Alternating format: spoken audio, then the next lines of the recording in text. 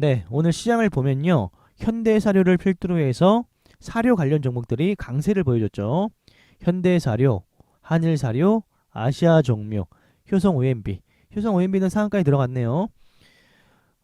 대장을 살펴보면 거래대금을 기준으로 해서 봤을 때는 이 현대사료가 대장이라고 볼 수 있어요. 1,400억이나 거래가 되었기 때문에 오늘 사료 종목들, 사료 섹터에 있는 종목들이 강한 상승, 강한 면모를 보여줬기 때문에 많은 분들이 이제 사료 종목들이 눌렸을 때를 대기했다가 눌림목 매매를 하실 거라 생각을 해요. 한일사료 같은 경우에도 이런 구간들을 다 돌파시켜 놓고 구간들을 다 돌파시켜 놓고 눌리고 있는 상태라서 이런 구간에서 충분히 잡아볼 수도 있어요.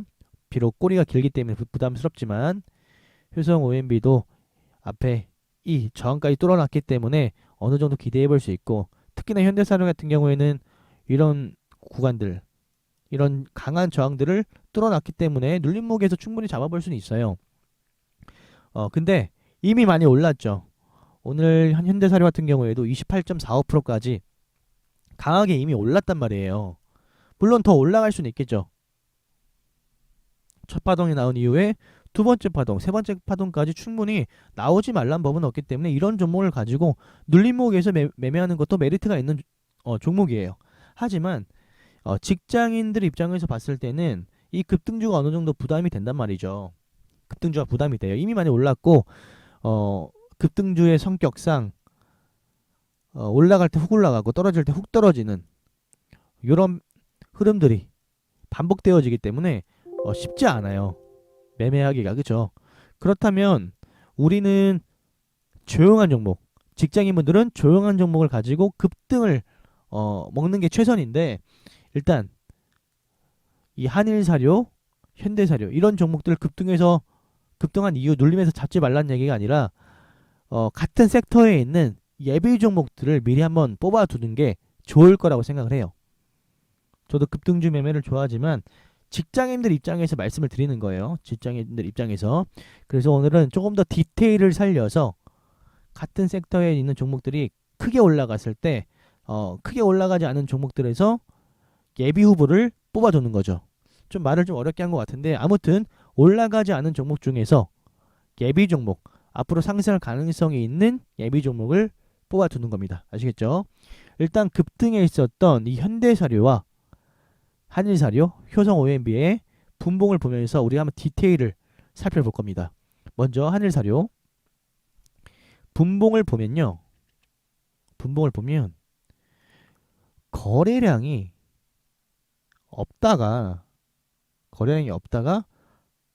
갑작스럽게 이렇게 올라오고 올라왔다 주저앉고, 그리고 이런 거 특히 순간적으로 올랐다가 떨어지는 이 캔들, 이 파동, 이런 거 여러분들 개인들이 할 수 있을까요?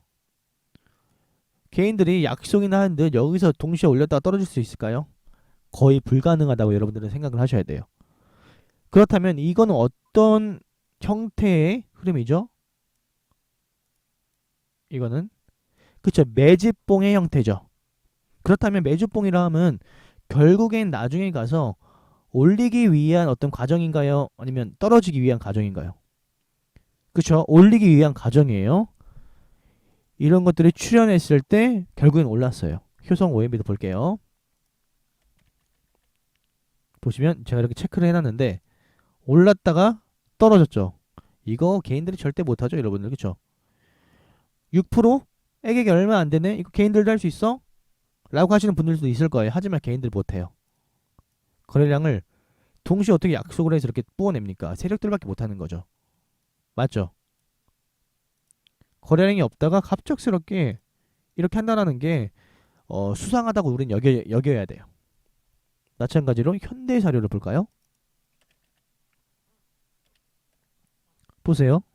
여기도 있네요. 여기도 있네요. 거래량이 없다가 이렇게 한 번씩 이런 자세를 취해주죠. 거래량이 없어요. 여기도 있네요. 그렇다면 우리가 이런 종목을 봤을 때 이런 흐름이 있었던 이유에 올라갔다면 지금 올라가지 않은 종목 중에서 그런 것들을 찾아보는 거예요. 조비를 볼게요. 먼저 조비. 조비는 있었는지 없었는지. 조비도 보면요. 이게 조금은 약한 모습을 보여주지만 이렇게 중간중간에 있어요. 중간중간에 있어요. 그리고 이 종목 같은 경우에는 이런 박스권도 만들고 돌파한 이후에 이런 흐름들을 보여주죠. 어떻게 보면 이런 것도 다 매집의 흔적이라고 볼 수 있어요. 연속적인 거래량보다는 단시간에 올라왔다 떨어지는 거 이런 것도 어느 정도 매집이라고 볼 수 있거든요. 그래서 우리가 이런 종목들도 놓치면 안 됩니다. 중간중간에 갑작스럽게 이렇게 거래량이 들어와요.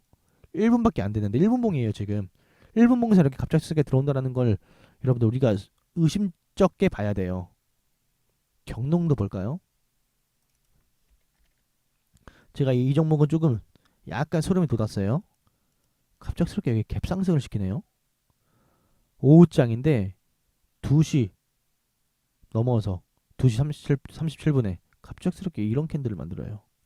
그럼 이거 여러분들 스스로 납득이 되나요? 개인들이 했을 거라고? 그리고 나서 결국엔 지금 매집하고 상승을 보여주고 있죠. 그 정도 갑작스럽게 들어온 거래량들이 포착됐고요. 남해왁도 볼게요. 다 같은 사료 섹터에 있는 종목들이에요. 올라가지 않은 종목들. 이런 종목들, 이런 흐름들 어때요? 있죠. 이러면 세력들이 어 이런 종목들도 위로 쏠 수도 있다라는 거예요. 저는 이 종목들을 공부해보라는 입장에서 지금 계속해서 말씀을 드리는 거지 매매하라고 하는 게 아니에요. 직장인들이 종목을 발굴할 때 이런 식으로 발굴하면 좋다라는 걸 말씀드리는 거예요. 좋다라는 그 말을 할 때 억양이 좀 셌죠. 그만큼 제가 강조를 하는 겁니다. 한일사료, 효성 OMB 이런 종목들은 이미 그러한 과정을 거치고 나서 상승이 나온 거예요. 대장이고 강한 종목이기 때문에 한 발 더 빠른 거지. 우리가 바닥에서 잡아서 일봉상도 나쁘지 않잖아요. 일봉상 바닥에서 잡아도 무난하게 10%만 먹어도 어디입니까? 말도 더듬네요. 너무 강조하다 보니까. 그렇죠. 그래서 직장인들은 종목을 발굴할 때 분봉의 디테일을 살려야 된다라는 것을 기억하셨으면 좋겠어요. 맨날 일봉만 보는 게 아니라 분봉까지. 물론 일봉이 가장 중요해요. 하지만 분봉에 있는 어떤 의심적인 패턴들도 여러분들께서 공부를 해보시면 정말 좋을 거라고 생각을 합니다. 아시겠죠? 그럼 영상은 여기에서 마치도록 하겠습니다.